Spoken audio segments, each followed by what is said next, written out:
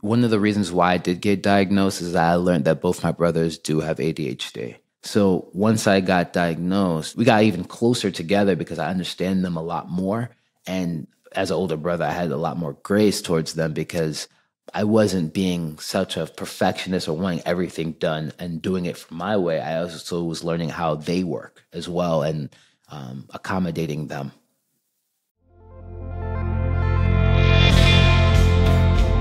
From the Understood Podcast Network, this is ADHD Aha, a podcast where people share the moment when it finally clicked that they or someone they know has ADHD.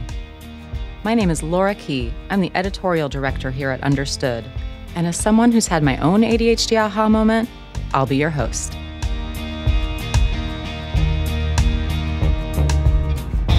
I am here today with Livingston Steele, my colleague, my buddy, Livingston Steele, social media manager here at understood.org. Hi, Livingston. What a day we've had already. How are you? Hi, Laura. Thank you for having me. This is so nice to now be spending time just talking with you.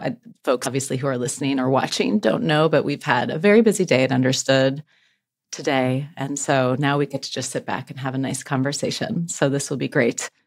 Definitely. I just want to ask, because we're in this moment together, is it hard for you to focus at the end of the day? It's hard for me to focus any part of the day. The end of the day isn't me particularly. I get a lot of my energy later in the day. So sometimes I'll get a burst of energy to focus or to work at like 4. Whereas, that's probably the wrap of the day. So sometimes I would have to stay to 6 or so. Not because I'm trying to overdo work, but that is when sometimes my biggest focus time between 2 and 4. Wow. So this is perfect timing for you. I'm mesmerized by that because we're listeners, watchers, we are recording this at 3:25 p.m. at this moment on the day that we are recording, which is why I'm feeling drained because that's usually my I'm out of here kind of moment. I'm just overwhelmed from the day. So I'm always interested to know when people's sweet spots for focus are. I'm glad we're in yours. I'm going to do my best to be here and present with you. Livingston, you were diagnosed recently after you started working here, right? Yes. So I got diagnosed after a year of being here. So I got diagnosed in May of 2022. Did working here have anything to do with your getting diagnosed? It was one of the main reasons why I decided to get diagnosed. Before working here, I had very little understanding of ADHD or learning and thinking differences and how it affects different types of people. So as I was working here, I understood on social media, and there's so much we have to learn to be able to run those channels. I started to learn a lot of things I was resonating with, a lot of symptoms, a lot of challenges. And once I got diagnosed, there was an ease, because now I realize that I was always trying to make myself work harder or always pushing myself to do more than others. And I realized there was a challenge that I'd never really prepared for. What were some of the things that you were noticing in, for instance, our content and from working at Understood? What specific ADHD challenges spoke to you? So one of the ones that literally stuck out to me coincidentally had to deal with you when you talked about your story and talking about ADHD and perfectionism. Oh my God, I'm going to cry. I actually didn't know that. I know we pre-interviewed, but I didn't realize that. Oh, wow. Okay, keep going. So reading your story and realizing that you were a student that had straight A's and did very well in school and no one would see any type of challenges that you may have, I resonated with that because I was a decent kid in school when it came to working, but a lot of people didn't see the extra work that I was putting in to even just be able to, I wouldn't say compete, but compete. Being able to be considered a good student or having straight A's, what it was for one student was completely different from me. You just didn't see the extra work or the extra time or me getting up a couple hours early to do certain things to be able to be on that same level. So you remember that looking back growing up, that you would use those kinds of strategies to cope and to compensate and working extra long hours. Did you do that at work as well? Yeah, like I did that at work. I did that anytime I was doing any type of task. And it was something that I realized it led to a lot of burnout quickly. And I just was always a burnt out person and not realizing that, oh, I'm not always working hard. It was because of like the way I was working and the steps that I wasn't taking to make it easier for myself due to my diagnosis. I have to tell you, Livingston, having worked with you, you don't seem like a burnt out person, right? Like you don't seem burnt out. And that doesn't mean that I'm not trying to invalidate how you feel and what your experience is, but you seem so high energy and always on it and sharp and focused all the time, which is why, I actually didn't know that you had ADHD until very recently. Do you feel like you're masking that, or is that what's going on there? Absolutely. Like I didn't even understand the term of masking until like coming here and then seeing it within myself, seeing with other colleagues that have ADHD, and now being able to acknowledge it in other people.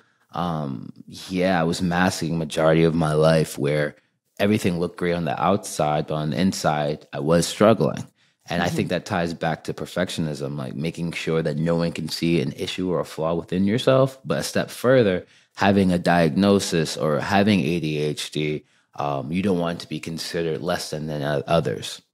Do you share openly here at Understood about your ADHD, or is this relatively new, having this conversation, say, with me or with others? I thought I did.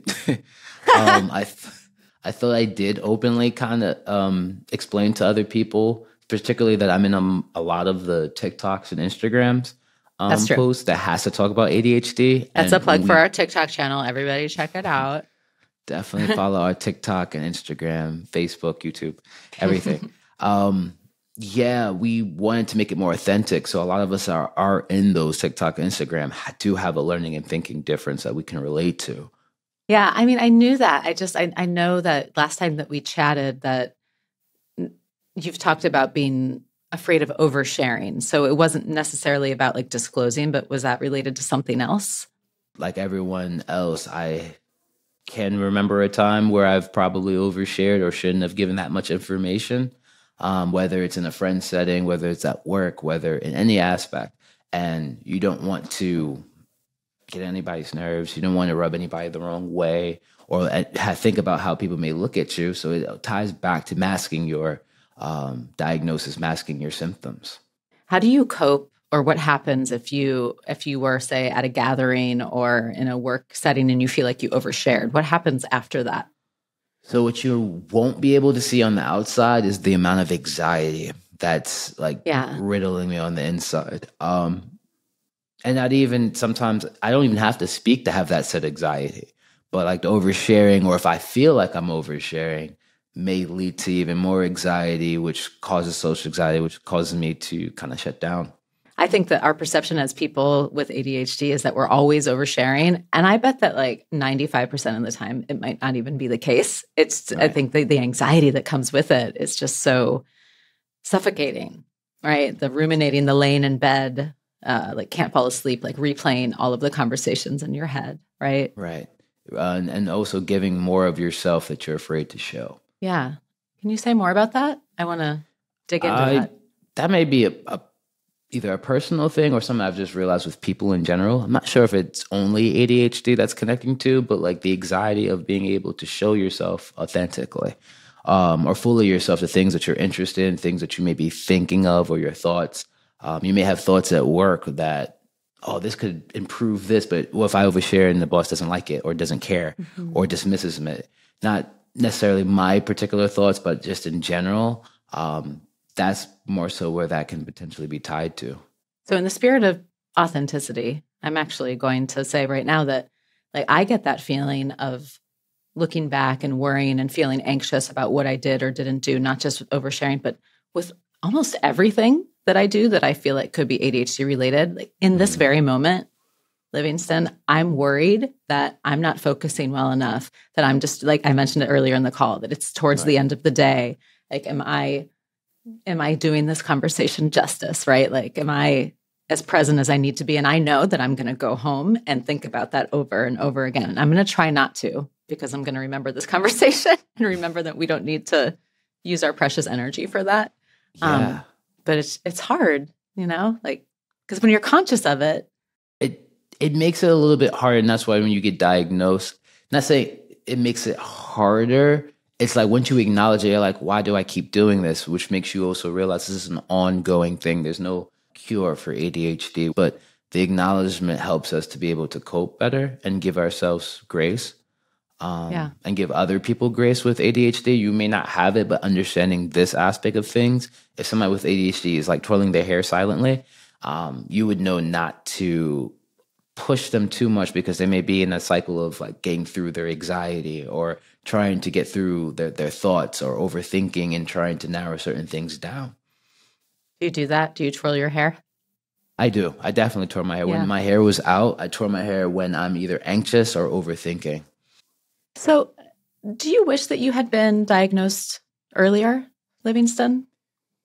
If I was diagnosed earlier, I would have been more of aware of my symptoms, how they affect me, and like how I could move through life, not masking my symptoms, but like understanding my symptoms and understanding myself better.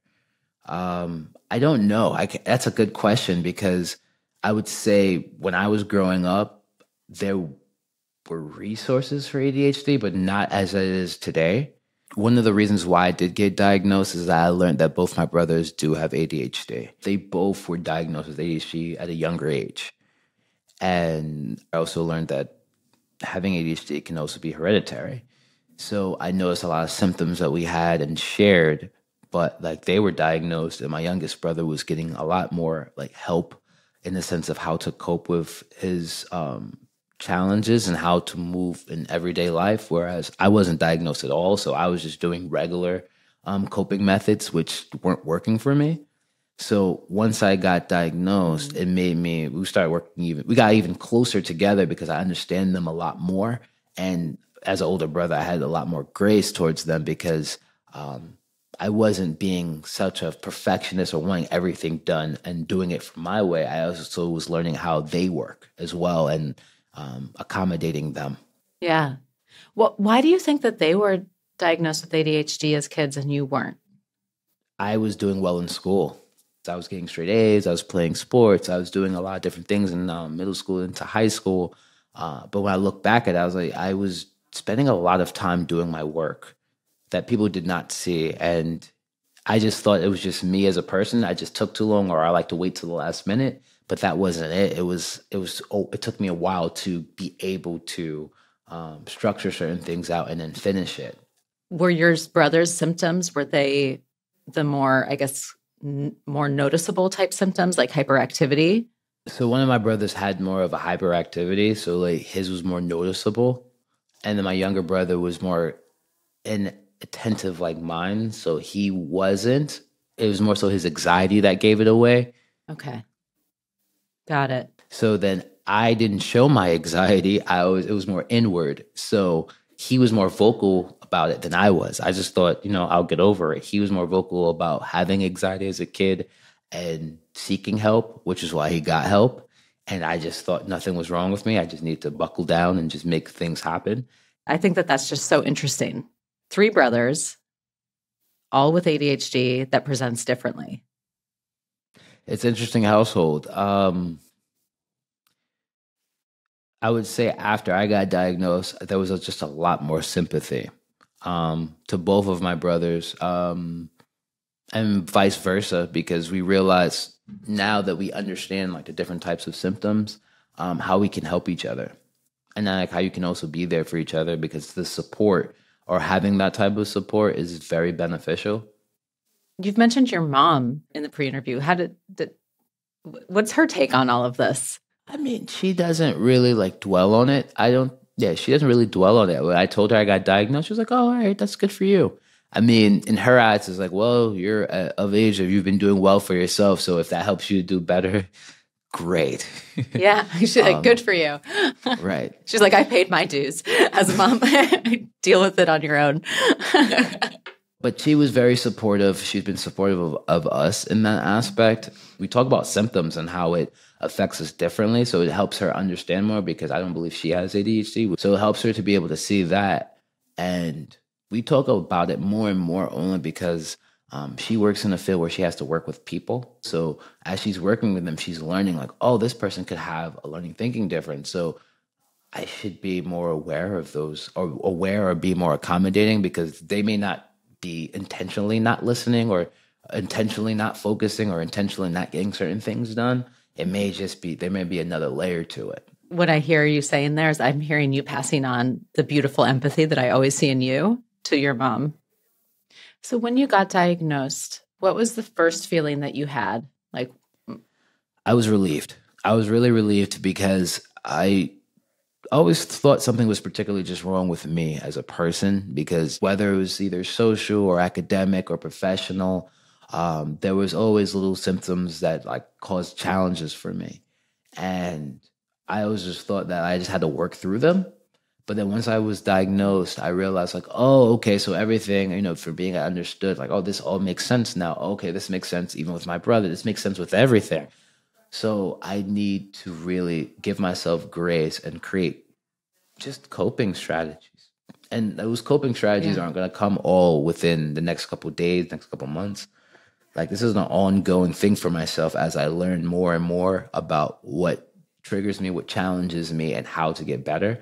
So like being able to give myself grace, but then it taught me to be able to give others grace as well. Because I know I'm diagnosed. I know my brothers are, but we don't know the rest of the world. I can't just see it on you. It's not like you can see that someone's diagnosed, but you can start to relate to the symptoms. You can have empathy and understanding on how someone can, as they look confident and they move confident, can be suffering behind closed doors. So giving them that type of grace. And then someone who's suffering in front of you, you can still give them that said type of grace and being able to help them, because they may have a different aspect of ADHD and you may know that better than they do because they have no experience or doesn't have the environment that fosters for them to understand challenges specific towards ADHD.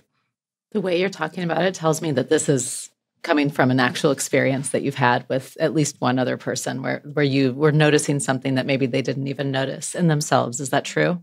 Definitely. Yeah, from learning about different specific challenges, like we were just talking about the twirling of the hair. Everyone twirls their hair, but like you can see it specifically in somebody that has ADHD. Now, for me, because it's similar to me. And I've learned that when I see that, like give that person, don't be so hard on them when they're about to present or if they're presenting, make it easier from them and then give them words of encouragement. I don't have to acknowledge, like, I know you have ADHD, but that type of energy is something that I would have need if I was that said person. The constant reassurance, the constant, like, telling them that they're doing good, that comes with symptoms or challenges of ADHD for most people. So, like, that teaches me now to give some type of praise or give praise to people, particularly if I think they have ADHD. We should be praising everyone whenever they're doing something great, but that's something that helps me so that it's something I can push to help someone else that can see certain symptoms that are similar to me. If I weren't the host of this show, right, and if I weren't open about my diagnosis, do you think that you would be able to tell that I have ADHD? Absolutely. Tell me why. I want to know. I'm getting a little bit narcissistic at this moment. I'm sorry, but just tell me. I think we talked about the twirling of the hair before like a presentation or before like you have to speak. Mm-hmm. What are you talking about? Well. I don't know what you mean. That was one of the main things I would see. Our conversations were similar to ours. Sometimes we would just go off track, but we're still talking and having a good time. And I realized like, oh, so it's not just me. So she's similar to me. That's cool. And she's running a podcast and a director. So that means, it's great. You're very kind. You are a creative person. You're a content creator. You're a social media manager. If you had to title your story, what would it be? And now I'm just asking you to do my work for me. I'm sorry. But that's a very good question. Would it be ADHD and diagnosis or being diagnosed? Because my diagnosis is what led to my thought processes now when it comes to empathy and grace with those with ADHD and being able to help those with ADHD and then help people who don't have it be able to see it. I think it's the empathy and grace part of it that is really unique to your story. I mean, the thread that I'm hearing here, the way that you've connected with your mom and she's learning from you and bringing that into her job to have empathy for people, the empathy and grace that you've given to me and to your colleagues. You seem to be a very intuitive person. Give me one more example of that. How do you want us to approach each other to achieve this like empathy and grace for people with ADHD? I would say you'd have to learn more about the signs and being able to see the signs. Like I just said, I was able to see signs of you being able to twirl your hair. And it's not just you. There's other people in our office that do the exact same thing with ADHD, and I see it. I'm like, okay, so that's a common symptom. And then as you're talking to someone that's inattentive or hyperactive, they may be quicker to be like have an outburst or quicker to be offended because they're so emotional, and when you say something that's against them, that their emotions kind of tie in, so they're very defensive. And learning how to break those defenses with empathy because you're able to see those things. So I've worked with people, or like even with my own brothers, I've seen different types of challenges they may have, or if one may get louder than the other. But like I actually realizing I shouldn't get loud with him. I should hear where he's coming from and seeing why he's getting so loud or why he feels as though like he's not being heard. And I realize I've had better conversations and been able to get to more roots of problems with one of my brothers because of that understanding. Like I didn't understand that beforehand. I didn't know that beforehand. I didn't even realize there was differences in ADHD, like inattentive and hyperactivity in the aspect, or even being combined. So most people just think ADHD focus. There's so many different ways it can affect a person, which if you listen and try to comprehend with the understanding of how it affects them, you can help that person accommodate themselves or help yourself accommodate that person to the best of your ability. And that's past the professional setting. That's more so in just everyday life. That was beautiful. Thank you so much for being here today. Can you want to give a plug to our social channels? Yes. Please follow our all of our channels on Understood.org on Instagram, Understood on Facebook, Understood everywhere on TikTok, YouTube. Definitely follow us in our journey as we are growing and expanding and showcasing everything from ADHD, dyslexia, dyscalculia, and more learning and thinking differences. A pro. That was a pro plug right there. And everybody tune into TikTok where you can see Livingston. He is a star. I was going to say the star, but we have a lot of stars, but I don't know. Stars. I think, but you're really you're the star. Yeah. Thank you, Laura. I really appreciate you having me come on here and talking about my story. I greatly appreciate it. You've been listening to ADHD Aha from the Understood Podcast Network. You can listen and subscribe to ADHD Aha on Apple, Spotify, or anywhere you get your podcasts. And if you like what you heard today, tell someone about the show. We rely on listeners like you to reach and support more people. And if you want to share your own aha moment, email us at adhdaha@understood.org. I'd love to hear from you. You can go to u.org/ADHDAha to find details on each episode and related resources. That's the letter U as in understood.org/ADHDAha. Understood is a nonprofit and social impact organization. We have no affiliation with pharmaceutical companies. Learn more at understood.org/mission. ADHD Aha is produced by Jessamine Molly. Say hi, Jessamine. Hi, everyone. Justin D. Wright created our music. Seth Melnick and Brianna Berry are our production directors. Scott Koshier is our creative director. And I'm your host, Laura Key, editorial director at Understood. Thanks so much for listening.